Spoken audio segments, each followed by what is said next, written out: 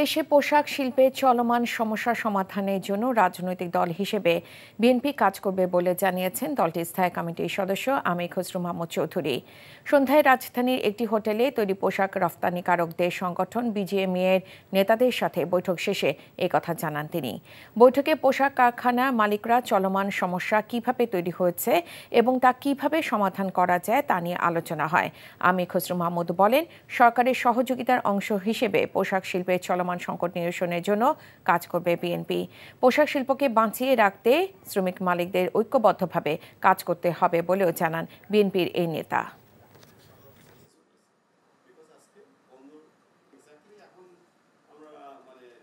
এনজিওর কিস্তি প্রথমবার বিকাশ পেমেন্ট করলেই 20 টাকা ইনস্ট্যান্ট ক্যাশব্যাক। আমাদের পক্ষ থেকে আমরা সার্বিকভাবে কাজ করে যাচ্ছি। সরকার চেষ্টা চালিয়ে যাচ্ছেন, ওনাদের দায়িত্ব পালন করে যাচ্ছেন, কাজ করে যাচ্ছেন। আমরাও সরকারকে সহযোগিতা করছি এবং সেক্টরকে, গার্মেন্ট শিল্পের যারা মালিক শ্রমিক সবাই সাথে আমরা কাজ করছি।